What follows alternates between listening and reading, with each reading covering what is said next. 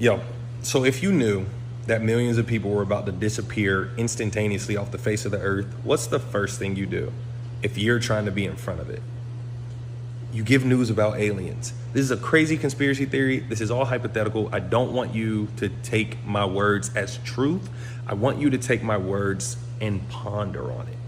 Okay, many biblical scholars and Bible prophecy experts are looking at mid-September at the holiday of Rosh Hashanah as a potentiality for the rapture. Pause before you run to the comment section. Some of you might not know what the rapture is. The rapture is where Jesus returns, grabs all of the people who believe in him, brings them up to the sky, transforms their bodies from corruptible bodies, which are the bodies we're currently in, the ones that get sick and die, to incorruptible bodies to where we live for eternity.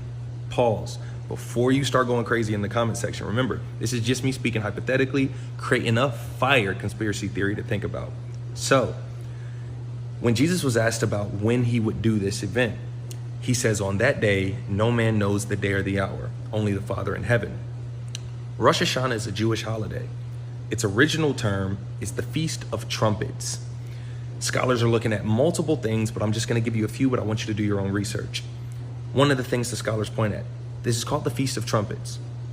When the rapture is described in biblical prophecy, it is described that on the last trumpet blow, everyone's caught up into the clouds to meet Christ, get transformed, and be with him forever. Okay, Feast of Trumpets, on the last trumpet. Okay, cool, that's one thing, right? Another thing, this holiday does not have a day. Whoa. So, this holiday is spread out over like a 48-hour period. And the reason it's spread out is because this holiday is nicknamed No Man Knows the Day or the Hour. And that's because the Jews literally send out a couple watchers, they look at the sky, and they're waiting to see the first sliver of light on the moon. The moment they see that, they send word, hey, yo, let's go ahead and get the festivities going, yada, yada, yada. This holiday, no man knows the day or the hour. All right, let's look at Jesus's consumer habit, right? Let's look at his psychological habits. When he spoke, before he got crucified, he said, I'm about to destroy this temple and build it up in 3 days. This literally got him killed because many of the people assumed that he was talking about the temple that took 46 years to build, that he was a terrorist, that he was going to destroy this temple and rebuild it. Well, the Jews didn't like that, so they got him, taken care of because of that. But what they didn't know is that the temple he was talking about was his body. He was speaking in code. He always speaks in code. He was speaking of his body. His body was the temple that would be destroyed and rebuilt in 3 days. That's how Lucifer got beat, because Jesus was so smooth with his words. If Lucifer knew that this was going to save people by getting rid of Jesus, he wouldn't have done it. But Jesus is so smooth with how he delivers his message that it goes over the head. Okay. Another thing to pay attention to is the fact that when Jesus was born, 3 wise men showed up at his birth, dropped off presents because they knew exactly where he was going to be born and exactly where he was going to be born. That's because when you look into scriptures, you can start to see timelines. And Jesus says, when they said, how will we know before you return? He gives things to look for, like, for example, the Euphrates River drying up. That's been happening over the last 2 years out of nowhere. He gives all of these prophecies, right? But he says, the same way you see the leaves turn green on trees and you know that summer is near, when you see my signs, you'll know that I'm near. Matter of fact, that I'm knocking on the door. So what's the conspiracy? Like I said, I'm not giving any dates or times, but Rosh Hashanah is mid-September. No one knows the day or the hour of when the holiday happens. But when Jesus was crucified, it was on one of the 7 major Jewish holidays, Passover. The first one, everything went in order. He died on Passover. He was buried on the Feast of Unleavened Bread. He came back to life on the Feast of First Fruits, and then he even vocalized it to drop a bar. He's like, yo, I'm literally the first fruits of what will happen to you in terms of we beat death. That's done. Okay, 3 holidays in a row. He does exactly what those holidays represent. Passover, they would sacrifice lambs, spill the blood out of the lamb, and this was to atone for their sins.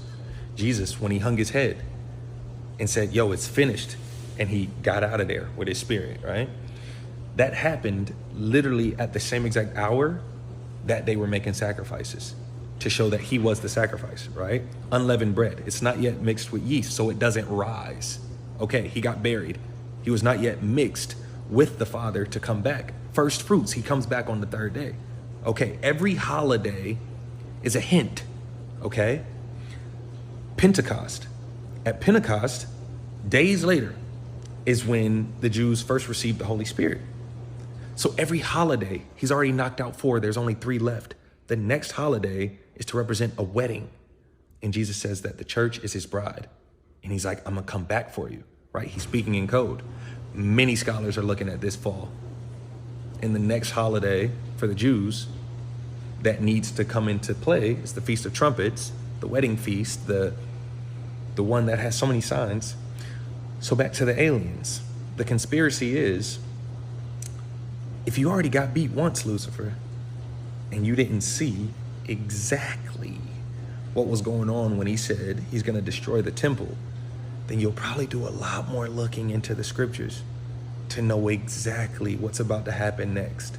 And if you look and you see that millions of people are going to disappear, yet you want control over the entire planet, then what you do is 2 months before this event has the potential to happen, you start saying how there's a worldwide security threat, in that it's from things that are not of this planet.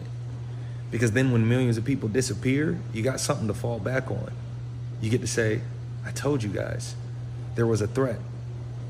So trust me, and let's all come together. Let's have one government, our planet versus these other ones. Let's have one currency. Let's keep it simple. One religion. And that's where the 7-year tribulation begins. So it's just a conspiracy. Maybe we know exactly what they're doing talking about these aliens. And maybe we're going to prove them right about millions of people disappearing. Who knows, right? It's all hypothetical. Don't take me too serious.